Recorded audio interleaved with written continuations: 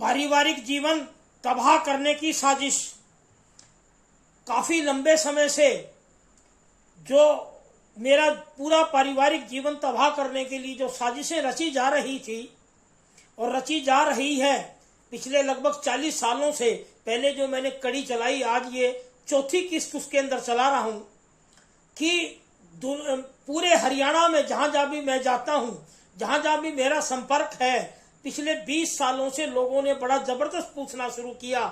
मैं मजबूर हुआ ये सार्वजनिक तौर पे लोगों को बताने के लिए। इतने ज्यादा प्रश्न लोगों के चल रहे थे कि जी आप इतने बड़े घराने से मदन लाल जी, और पिछले 24 सालों से आप बगैर पत्नी के, बगैर बच्चों के, बगैर किसी व्यवस्था के कैसे रह रहे हो, क्यों रह रहे हो। मैं मजबूर हुआ आज, और ये बिल्कुल कानूनी तथ्य पर मेरी किस्तें चल रही हैं। अगर कोई भी व्यक्ति इस बात की तसल्ली कर सकता है, बगैर कानूनी तथ्यों के मैं कोई भी वीडियो नहीं बना रहा, कोई गैर कानूनी नहीं बना रहा। हमारे सभी सोशल मीडिया के जितनी भी हमारी वाचिंग एजेंसी हैं, सुरक्षा एजेंसी हैं, या सरकार है, पुलिस प्रशासन है, सबके अंदर मेरे केस लिस्टेड हैं। पुलिस प्रशासन हरियाणा के जितने भी आईबी, विजिलेंस, सभी डिपार्टमेंटों को, सरकार को पता है, परंतु कोई भी मामले हल क्यों नहीं हो पा रहे, ये पिछले 20 सालों से हरियाणा की जनता में बहुत गहरे प्रश्न थे। तो मैं मजबूर हुआ। लोग पूछते हैं कि पूरा गृहस्थ जीवन आपका बर्बाद कैसे किया गया, कि आप तो मुख्यमंत्री के करीब, बड़े बड़े राजनेता आपके घर पे आए, बड़े बड़े नेता आपके घर पे आए, तो मदन लाल जी आज आपकी यह स्थिति कैसे बनी।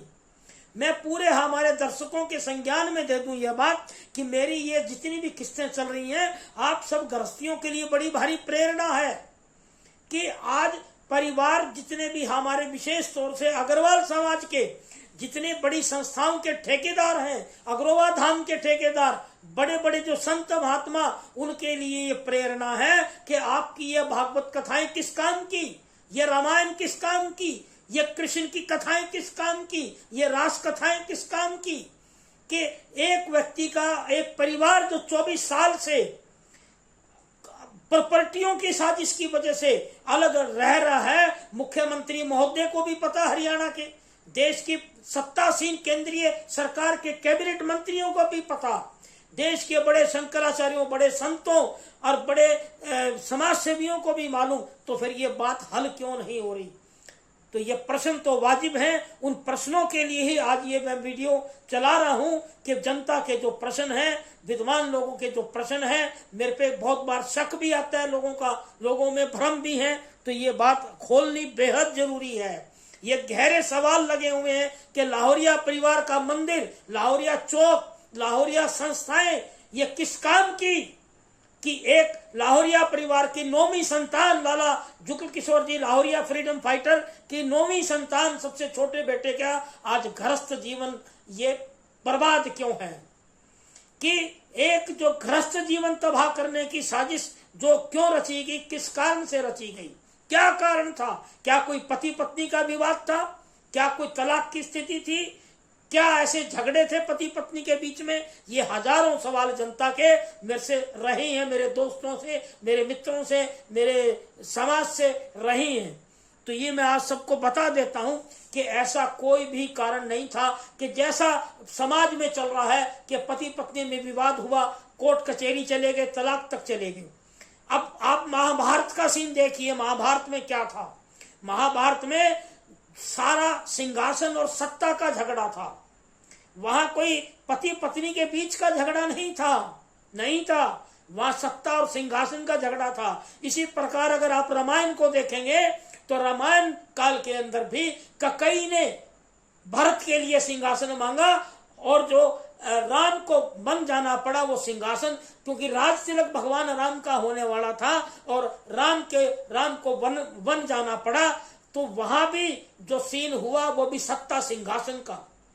इसी प्रकार महाभारत में सत्ता सिंहासन का, इसी प्रकार लाहौरिया परिवार का जो झगड़ा है वो सत्ता सिंहासन का है। सत्ता सिंहासन का ऐसे कि जो लाहौरिया ट्रस्ट है आज वो वर्थ करीबन 400-500 करोड़ रुपए की है। ये बता देता हूं कि मेरा व्यक्तिगत मदन लाल लाहौरिया का पूरा गृहस्थ जीवन तबाह करने की साजिश केवल एक ही वजह से चली, वो थे प्रॉपर्टियों के झगड़े। प्रॉपर्टियों के भी मैं संग बता देता हूं सभी वीडियो देखने वालों को कि हमारा 1991 में फैमिली पार्टीशन हुआ, निजी प्रॉपर्टी आ गई, परंतु जो संयुक्त रूप से है हमारी rule of the court degree के अंदर, वो हमारा चैरिटेबल लाहौरिया चैरिटेबल ट्रस्ट की सारी संस्थाएं, पार्क, स्कूल, जितनी भी संस्थाएं पूरे हिंदुस्तान में कोई भी जमीन, वो सब हमारी 5 भाइयों की हिस्से की है, ज्वाइंट प्रॉपर्टी है। ज्वाइंट प्रॉपर्टी में मैं शुरू से मेरे पिताजी के समय से लाहौरिया चैरिटेबल ट्रस्ट में फाउंडर ट्रस्टी हूं। उसको कोई भी सुप्रीम कोर्ट तक चैलेंज नहीं कर सकता। समाज में ये अफवाहें फैलाई गई और मेरे को घर से निकालने का सबसे बड़ा कारण भाइयों का यही था कि इतनी तो साजिशें रची गई कि प्रॉपर्टियों में मेरा हक समाप्त हो जाए। पहले मेरी कोठी को लूटा गया, वो मैंने पिछली किस्त में बताया है सारा खुलासा। मुख्य बात थी कि मेरे को हर प्रकार से खत्म करा जाए। अब आप बताइए कि संपत्तियों के झगड़े में एक पति पत्नी को अलग कर दिया, ये संत किस बात के, ये भागवत कथाएं किस बात की? मैं नाम दे रहा हूं और मेरे पास सबूत और तथ्य हैं। देश के महान प्रखर संत स्वामी अवधेशानंद जी जूना पीठाधीश्वर, उनकी विद्वता में कोई फर्क नहीं है। मैं मान सम्मान करता हूं उनकी विद्वता का, उनकी भागवत कथाओं की विद्वता की, उनकी वाकवाणी का मैं सम्मान करता हूं। मैंने 10-12 साल तक प्रयास किया। स्वामी अवधेशानंद जी हमारे परिवार के एक अंग है। दीदी रितंबरा जी के साथ मैंने काम किया, उमा भारती के साथ मैंने काम किया, और भाजपा और आरएसएस के शीर्ष प्रचारकों के साथ मैंने काम किया। एक भी आरएसएस के प्रचारक ने मेरे भाइयों को ये कभी नहीं कहा, कभी भी दबाव नहीं बनाया और कभी भी नहीं कहा कि मदन लाल लाहौरिया का ग्रस्त क्यों नहीं बसाया जा रहा, मदन लाल लाहौरिया का हिस्सा लाहौरिया चैरिटेबल ट्रस्ट का खत्म करने की साजिश क्यों रची गई। जबकि आरएसएस के प्रचारक, आरएसएस के मंत्री, मुख्यमंत्री खुद मनोहर लाल जी खट्टर, मैं मान सम्मान से नाम ले रहा हूं, मुझे आज तक यह पता नहीं लगा, और जनता के भी प्रश्न है कि मनोहर लाल जी परिवार चाहे तो परिवार में 1 मिनट में समझौता हो जाए, परंतु ये खेल क्या चल रहा है, दुनिया के प्रश्न है और वाजिब प्रश्न है। इसी प्रकार सावित्री जिंदल जी की बात है। दुनिया को पता है कि लाहौरिया परिवार और जिंदल परिवार के कितने घनिष्ठ संबंध हैं, कितने घनिष्ठ संबंध है कि यानी कि ओपी जिंदल जी के बहुत पुराने मेरे पिता स्वर्गीय सेठ जुगल किशोर लाहौरिया से निजी दोस्ताना संबंध रहे हैं, और सावित्री जिंदल जी के आने से पहले और नवीन जिंदल के जन्म से पहले भी मेरे पिताजी के बहुत गहरे संबंध रहे हैं। और सावित्री जिंदल परिवार सक्षम रहा है परिवारों के झगड़े निपटाने के लिए। मुख्य ये कैबिनेट मंत्री भी रही, परंतु इनके राज्यकाल में भी मेरे पे जुल्म क्यों हुए, तो जनता के ये महज जायज प्रश्न है कि एक गृहस्थ जीवन, आपस की सत्ता सिंहासन के झगड़े में मेरे बच्चों का क्या कसूर था है? अरे वाद विवाद तो मामूली हो जाता है, किसी बात पे परिवारों में हो जाता है, परंतु मुख्य बात आज भी वही है। लाहौरिया ट्रस्ट में मेरे पे हमले किए गए, मेरे पे सबूत हैं। लाहौरिया स्कूल में वर्ष 2018 अप्रैल में मेरे पे हमले किए गए। तो मैं माननीय मुख्यमंत्री मनोहर लाल जी खट्टर, जो वर्तमान हमारे हरियाणा के रहे और इस टाइम वर्तमान में हमारे भारत सरकार के केंद्रीय मंत्री हैं, आपके लोकल बॉडीज के और ऊर्जा मंत्री हैं, और हरियाणा के 9.5 साल मुख्यमंत्री रहे हैं, हमारे बहुत करीब है, मैंने संगठन में उनके साथ काम किया। अब भी मैं प्रयास कर रहा हूं कि लाहौरिया चैरिटेबल ट्रस्ट, उसमें मुख्य बात है कि जनता जो पूछती है, मुख्य सबसे बड़ी बात है कि मेरी सुरक्षा की, कि झगड़ा है भाइयों से अगर, और कोठियां हमारी 6000 गज में इकट्ठी हैं। अब सवाल उस बात का आता है कि आज मैं 23-24 साल से बाहर हूं, ज्योतिष का काम कर रहा हूं, वो भी इनको धन्यवाद देता हूं कि अगर मेरे जिस समय ये ज्योतिष का ज्ञान नहीं आता तो मैं शायद जिंदा भी ना मिलता।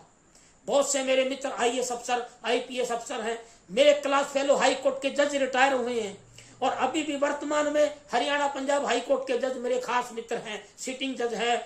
आज हकीकत यह है कि मुझे मेरे वकील पाल रहे हैं। अरे इतना बड़ा खानदान और एक पूरा घरस्त तबाह कर दिया, एक पूरा घरस्त तबाह कर दिया। आरएसएस चुप, आरएसएस के प्रचारक चुप, भारतीय जनता पार्टी के हरियाणा के जितने भी कैबिनेट मंत्री हैं वो मेरे नाम से वेल परिचित हैं, सारे झगड़े के नाम से वेल परिचित हैं, भारतीय जनता पार्टी के प्रदेश अध्यक्ष भी। अब सवाल इसमें आता है कि पेच क्या है। जनता के दिमाग में बहुत बड़ा डर है और बहुत बड़ा शक है कि ये इसमें मामला पेच क्या है। पेच मैं बता देता हूं कि कोई भी इस बात को गुरेज ना करे। सवाल ये आता है कि मेरी आत्मा पहले से बोल चुकी थी, इसके अंदर राजनीतिक कारण सबसे बड़ा कारण है हर बार। क्योंकि सवाल ये होता है कि हिसार की जनता ने जिस हीरे को चुना, बार बार मेरे से त्याग करवाया गया और राजनीति ही कारण सबसे बड़ा कारण है, सत्ता सिंहासन और राजनीति का कारण।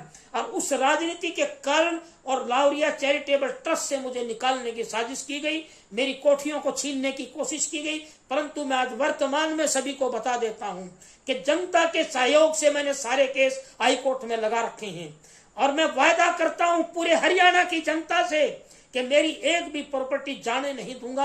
आपके सहयोग से, गरीबों के सहयोग से मैंने 22 साल के अंदर झोपड़ियों में रोटी खाई है, गरीबों की रोटी खाई है। भारतीय जनता पार्टी के किसी भी मंत्री ने मेरा साथ नहीं दिया और मुख्यमंत्री मनोहर लाल जी खट्टर 9.5 साल रहे हैं, उनके लिए अलग राजनीति की वीडियो बनाऊंगा। परंतु इतना बात जरूर कह देता हूं कि मनोहर लाल जी ने आज तक ये नहीं पूछा कि मदन तू रोटी कैसे खाता, तेरे बच्चे रोटी कैसे खाते हैं। इसी प्रकार कभी भी सावित्री जिंदल ने यह बात नहीं पूछी कि मदन तेरे बच्चे क्या करते हैं, तेरी रोटी का गुजारा कैसे चलता है। ये अग्रवाल समाज कराते हैं, कथाएं कराते हैं, जागरण। एक गृहस्थ जीवन तबाह कर दिया, पति पत्नी को अलग, कानूनी अलग नहीं हुए परंतु एक दूसरे से सेपरेशन कर दिया। आज मजबूरी इतनी बड़ी बना दी कि लाहौरिया परिवार में मैं एंटर नहीं हो सकता क्योंकि मेरी सुरक्षा नहीं है, सुरक्षा नहीं है। अरे मेरे बच्चों की शादी कब होगी, मेरे बच्चों का भविष्य कब होगा, इतना बड़ा खानदान। आज मेरी जान की सुरक्षा नहीं है परिवार में जाने से, क्योंकि सवाल है लाहौरिया चैरिटेबल ट्रस्ट का झगड़ा हजम कर गए इनकम टैक्स की रेडें। मतलब शर्म भी नहीं आती भारतीय जनता पार्टी के मंत्रियों को कि उन चोरों को बचा रहे हैं। अरे शर्म तो करो कम से कम, जिस व्यक्ति ने आपके लिए जीवन पूरा कुर्बान किया।